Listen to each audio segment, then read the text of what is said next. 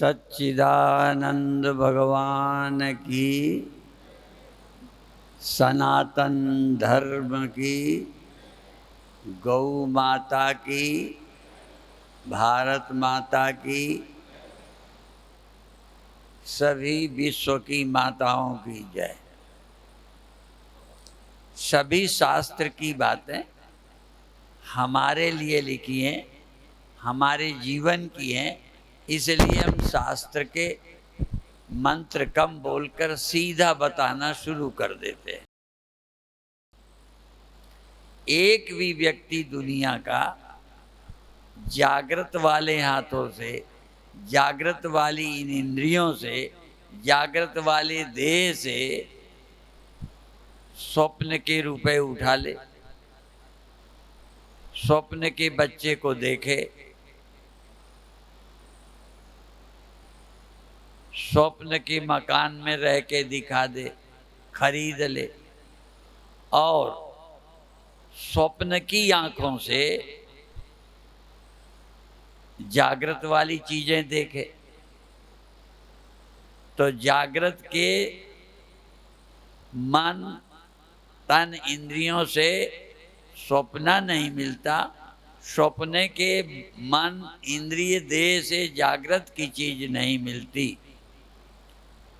एक सत्य। दूसरा, जब तक स्वप्न की आंख आपके पास है, स्वप्न का देह आपके पास है, तब तक स्वप्न ही सच्चा लगेगा, कुछ भी कर लो। स्वप्न के हाथों से स्वप्न की चीज जब उठाओगे तो झूठी नहीं लगेगी,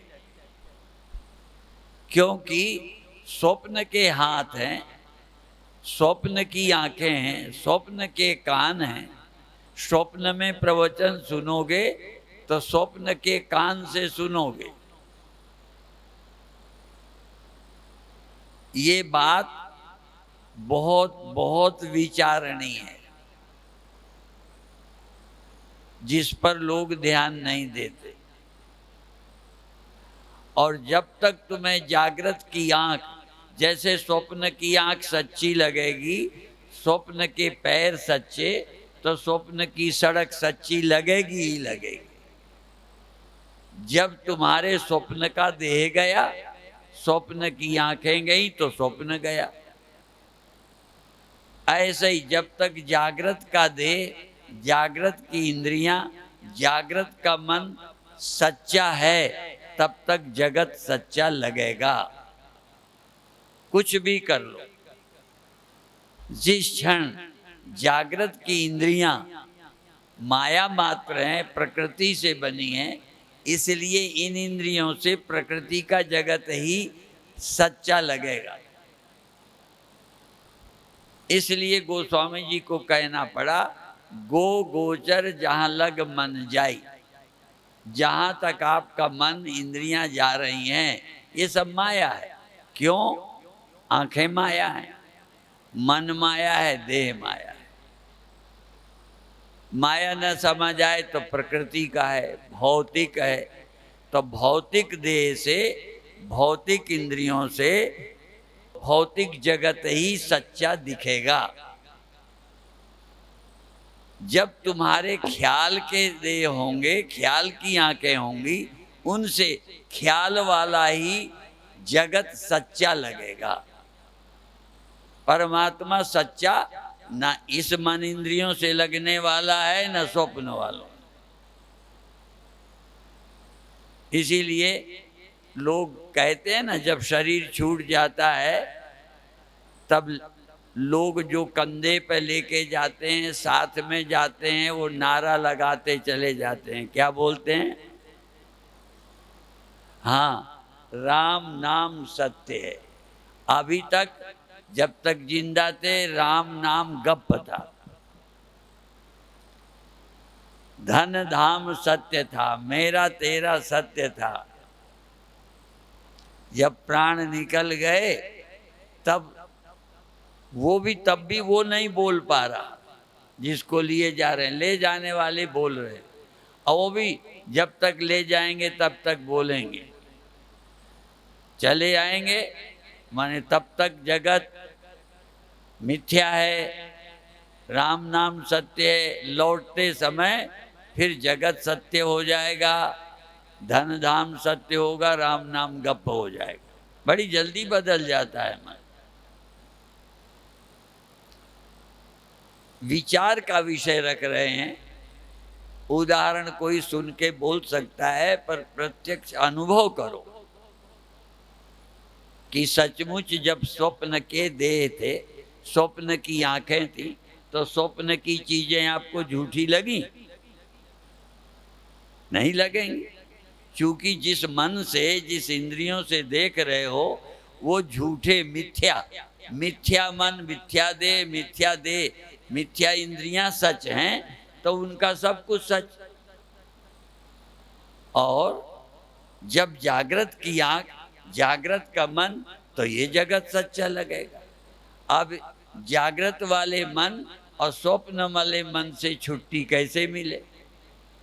उपनिषद द्वारा बुद्धि, गुरु द्वारा बुद्धि मिले।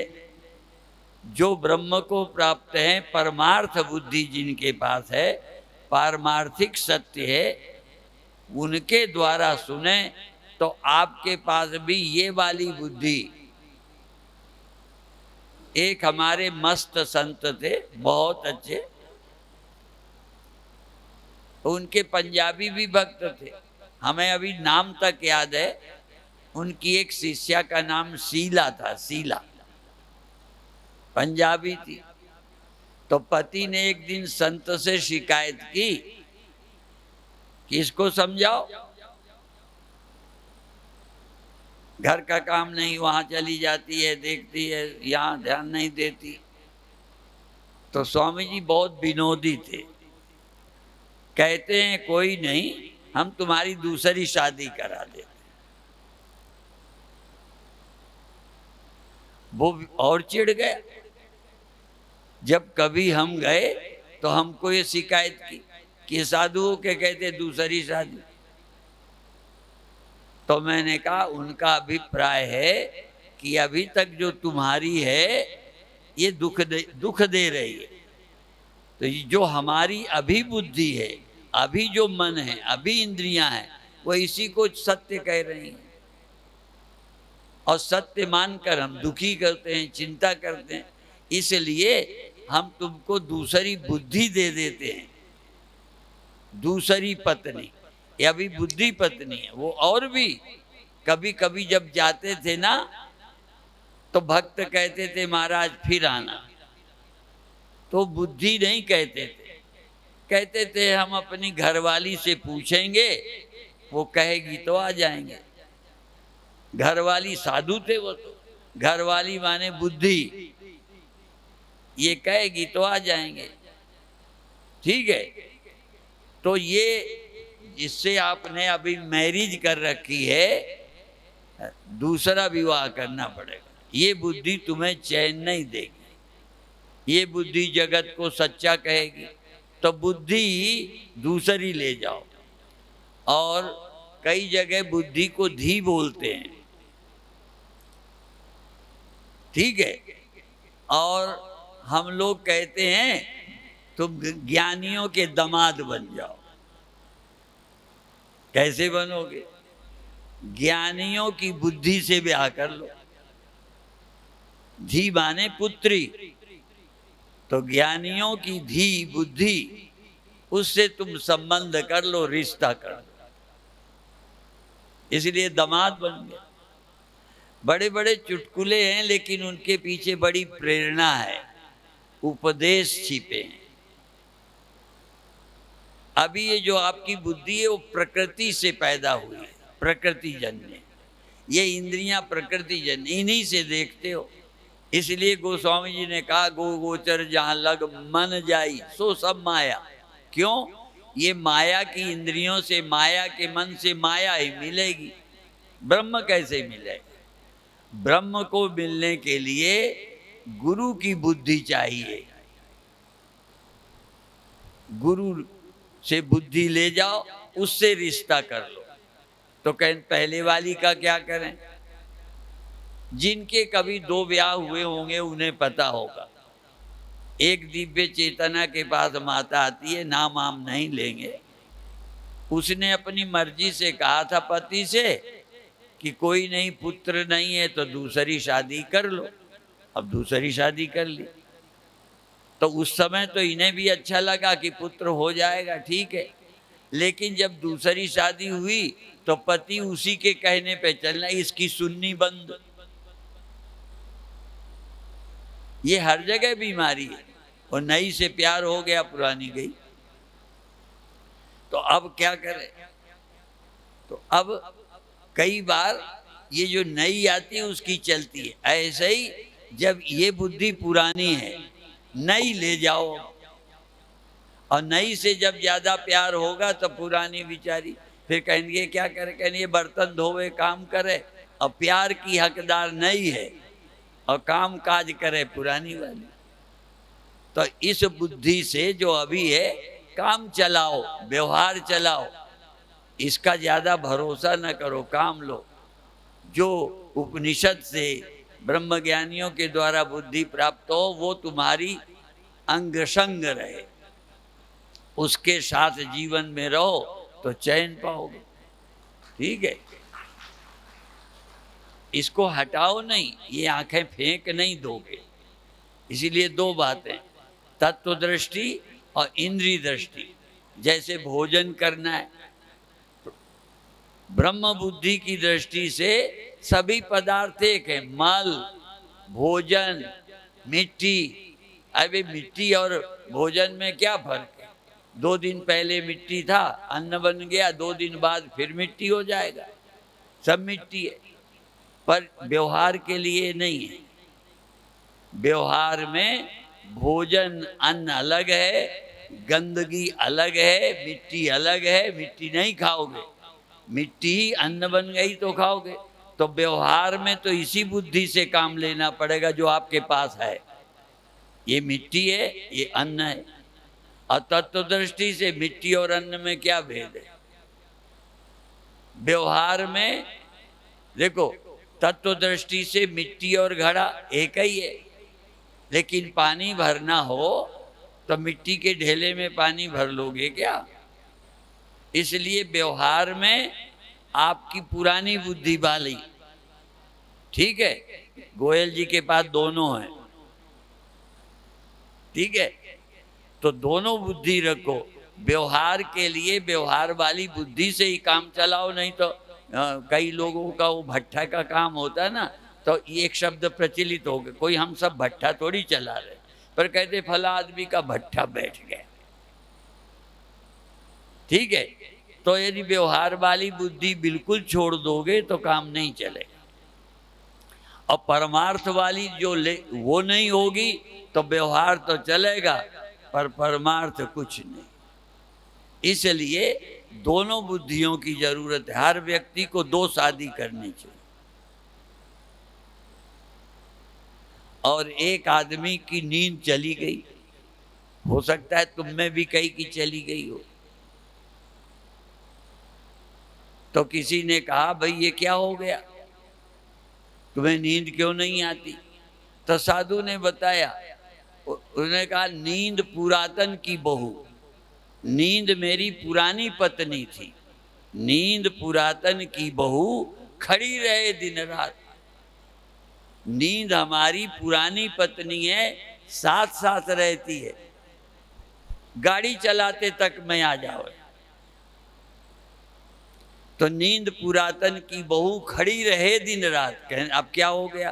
कहें एक शादी और कर ली चिंता से। चिंता बधू नवीन लख। तो पुरानी वाली आई, नींद आई, पर देखा अंदर सवत बैठी है। कौन? चिंता। नींद आई, अंदर सवत बैठी थी उसके पति के पास, तो आई और लौट गई, नींद लौट गई। अब वो उसके पास कैसे जाए, सवत है ना वो दूसरी वाली, तो चिंता जिसके यहाँ आ जाती है फिर नींद देख करके लौट जाती है। इसीलिए लोग कहते हैं ना टेंशन, तो वो दूसरी, हम लोग दूसरी वाली कहते हैं। देह को मैं मानने वाली बुद्धि, इंद्रियों को मैं मानने वाली बुद्धि, व्यवहार में तो ठीक है, परमार्थ में आपकी बुद्धि मैं आत्मा हूं, अविनाशी हूं, ब्रह्म हूं, ये इस बुद्धि को साथ रखो तभी काम बनेगा, नहीं तो नहीं चलेगा। तो दो साथ रखना व्यवहार के लिए। इंद्रिय दृष्टि से व्यवहार करो, इन आंखों के और मन के अनुसार जो पदार्थ हैं। इसीलिए भगवान ने नाक आगे लगाई। कोई चीज है सड़ गई है, फेंक दो, है तो वो आम पर सड़ गया। नाक बताएगी और नाक जैसा कहेगी बुद्धि कहेगी हाँ सड़ गया है, फेंक दो। और निष्ठा, निष्ठा तत्व की बनाओ। घड़ा मिट्टी सब एक ही है, पर पानी भरते समय नहीं। व्यवहार के लिए पुरानी और निष्ठा बनाना है तो मिट्टी के सिवा कुछ नहीं। ऐसे ही निष्ठा बनाओ, ब्रह्म ही वेदम सर्वम, परमात्मा के सिवा कुछ नहीं। हनुमान जी के पास सबसे ज्यादा बुद्धिमान हम लोग हनुमान जी को मानते। उनको लोग कहते हैं ज्ञानी नामाग्रगण्यम, ज्ञानियों के पीछे हनुमान नहीं, ज्ञानियों के अग्रगण्य, आगे चलने वाले। हम लोग थोड़ा पढ़ के कई बार व्यवहार गड़बड़ा देते हैं, कई बार परमार्थ। हनुमान जी के पास दोनों हैं। कैसे पता? राम जी ने एक बार पूछा तुम कौन हो? आपसे मैं पहले बार पूछूं तुम कौन हो, गोयल जी को पहले मैं परिचय लेता तो ठीक है, अब मैं पूछूं आप कौन है तो कहेंगे आप तो 10 बार आ चुके, आप तो सब जानते हो। तो हनुमान जी से राम भगवान ने पूछा तुम कौन हो? सोचा ये प्रश्न साधारण नहीं है, नहीं तो क्यों पूछते, तो पता ही है। तो कहते हैं देह दृष्टिया तु दासोहम, देह दृष्टि से मैं आपका दास हूं, आपका जो आज्ञा करता रहता हूं। देह दृष्टिया तु दासोहम, जीव दृष्टिया त्वदंश का, अंतःकरण दृष्टि से आपका अंश हूं, पर वस्तु तस्तु तुम्हेवाहम इति में निश्चिता मति।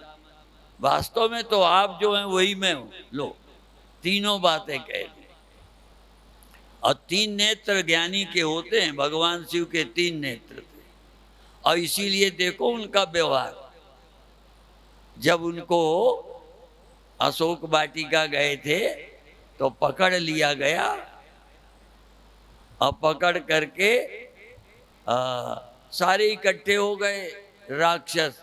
उन्होंने कहा इनको पकड़ लो, इनकी पूंछ में आग लगाओ। तो कपड़ा लाए, लपेटा, मिट्टी का तेल डाला, आग लगाई। अब वो हनुमान इस मकान में उस मकान में दौड़े दौड़े फिरे तो उन पर केस बना दिया, जैसे कई सरकारें ऐसे ही बना देती हैं। अब पुलिस वाले और केस बना दिया कि इन्होंने आग लगाई। उन्होंने कोर्ट में बयान दिया मैंने आग नहीं लगाई। ये पूछो कपड़ा कौन लाया? तो लग्गाई वाले कपड़ा लाए थे। कहीं तेल किसने डाला? उन्होंने कहा लग्गाई वालों ने। कहीं आग किसने लगाई? लग्गा वालों ने। तो कहा मैं तो बचने के लिए भागा भागा फिरा, मैंने थोड़ी आग लगाई। जिन मोहि मारा तिन मैं मारा, तापे बांधे पवन कुमारा, जिन्होंने मुझे मारा उन्हें मैंने मारा। सठे साठ्यम समाचारित, व्यवहार में जिन्होंने मुझे मारा उन्हें मैंने। ठीक है ना? ये मंत्र ज्ञानियों के लिए। ज्ञानी बुद्धू नहीं होता, बुद्ध होता है। बुद्ध सावधान है। अब कई लोग हमारे मंदिर गिरावें और अभी डीएनए की बात कर रहे थे ना स्वामी ज्योतिर्मयानंद, यहाँ बहुत पहले न जाओ, अभी थोड़े साल पहले ही बहुत लोग हिंदू मुसलमान बने, उनका डीएनए हिंदू है, पर रहते रहते ये डीएनए भूल गए कि हम हिंदू हैं। इसलिए हमारे कई ऐसे संगठन के कार्यकर्ता हैं, इंद्रेश जैसे, वो इनको कहते हैं कि जो अपनी जड़ों से कट जाता है वो सूख जाता है। तुम्हारी जड़ हिंदू है, ये हिंदू ही थे, इसलिए आज याद करो हम हिंदू हैं। ऐसे ही हम और भूल गए। सबसे पहले हम क्या थे? ब्रह्म, हम भूल गए। जो थे वो भूल गए। डीएनए अभी सुन रहे थे ना, पहले परमात्मा से प्रथमम परमेश्वरात् ब्रह्मा जाता, पहले परमात्मा से ब्रह्म पैदा हुआ। और तस्य कश्यप, तस्य मरीचि, तस्य वैवस्वत मनु, अर्थात हम सब परमात्मा से पैदा हुए। तो हम कौन है फिर? हमारा डीएनए परमात्मा है, पर भूल गए। जब भूल जाओगे तो जैसे हिंदू मुसलमान बने थे वो भूल गए, तो हिंदू का ही विरोध कई करने लगे। तो ऐसे ही हम भूल गए, परमात्मा के रास्ते ले जाने वालों से कई का विरोध है। तो आप लोग याद करो हम कौन थे, ठीक है? और याद करोगे तो एकता हो जाएगी, क्योंकि हम सब एक हैं, हमारा पिता एक है, इसलिए हम सब भाई बहन हैं। अब एक जगह हम थे मध्य प्रदेश में, एक ने कहा हमें दीक्षा लेनी है, तो पति पत्नी ले सकते हैं कि नहीं? क्योंकि जब गुरु से मंत्र लेंगे तो भाई बहन हो जाएंगे, प्रश्न था। हमने कहा जब हम एक ईश्वर से पैदा हुए तो भाई बहन तो हम पहले ही हैं। कहते फिर सृष्टि चलाने के लिए उन भाई बहनों में एक को पत्नी बनाना पड़ा, थी नहीं। जन्म से भाई होता है, पिता होता है, माता होती है, जन्म से कोई पत्नी थी नहीं। आपके थी क्या? जन्मते भाई होगा, बहन होगी और कई होंगे, पत्नी तो जन्म से थी नहीं। कहें फिर ये बनाई गई धर्म पत्नी, इसलिए उसका नाम धर्म पत्नी है। धर्म के द्वारा सृष्टि चलाने के लिए पत्नी स्वीकार कर ली, और धर्म जोड़ा भी उन्हीं के साथ। ये जो बनाया हुआ भाई है उसे धर्म भाई बोलते, बनाए हुए पिता को धर्म पिता बोलते, बनाई हुई बहन को धर्म बहन बोलते, तो बनाई हुई पत्नी को धर्म पत्नी बोलते, क्योंकि जन्म से थी नहीं, बनानी पड़ी। काहे के लिए? सृष्टि चलाने के लिए। और अभी संतों की अच्छी परिभाषा सुन रहे थे, हमें भी ये याद है। संत कौन है? के संति संतो, संत कौन है? अखिल वीतरागा, अखिल वीतरागा, जिसको संसार से आसक्ति नहीं रही वही संत है, बस। और चाहे घर में रहो, है? घर में रह के भी संत, और कई बार घर छोड़ के ना बने, ठीक है? जिस दिन तुम्हें लगेगा ये मुझे ले जाने के लिए नहीं है, परोपकार के लिए है, ठीक है, तो ये सीखो जो हमसे बड़े हों। हमारे यहाँ बड़े जानते हो एक ही नहीं होता, एक जगह बड़े शब्द का प्रयोग कर दिया अभी कहीं, खैर हमने वहाँ नहीं बोला। ये बड़े बनने में बड़ी मुश्किल होते। आप तो बड़ा खाए हो ना, कैसे बनते हैं? पहले दाल भिगो, फिर पीसो, और फिर तलो, फिर मट्ठे में डालो, तब दही बड़ा बनता है। ये बड़ा बनना आसान थोड़ी है, तल के मुश्किल में बनते हैं, ठीक है? और जो इतना सह जाए और बड़ा बन जाए तो फिर कोई बात नहीं। और बड़े बनना भी बड़ी बीमारी है, बड़ी बीमारी। बड़े बनते ही 100 दुख आ जाते, 100 दुख। उठ के कोई खड़ा नहीं हुआ तो गड़बड़, पैर नहीं छुए तो गड़बड़। ये बड़े बन करके, बड़े बनने में तो है, पर बड़ा बनने पर भी बड़ी चोटें लगती हैं। कोई भाग्यशाली है जो बड़े बनकर चैन में रहे। बड़े बनकर चैन पाना बड़ा मुश्किल है। बड़े का थोड़े में अपमान हो जाता है, छोटे का कुछ नहीं। और ये तो सुना ही है, आंधी चलती है तो बड़े पेड़ उखड़ जाते हैं और घास नहीं उखड़ती। आंधी चले घास वहीं, पेड़ उखड़ गए। इसलिए बड़ों को बड़े खतरे हैं। ठीक है, तो बड़े हो तो अंदर से ज्ञान की मजबूती चाहिए, नहीं बड़ापन दुख देता रहता है। अब ज्यादा नहीं कहते, यहीं समाप्त करते हैं। आपका समय हमने बहुत ले लिया। अब फिर कभी मौका मिलेगा तो, नहीं तो यूट्यूब और कौन कौन साधन से हम सदा तुम्हारे पास हैं, जब चाहो बुला लो। ठीक है। हाँ। बोलो गुरुदेव भगवान की।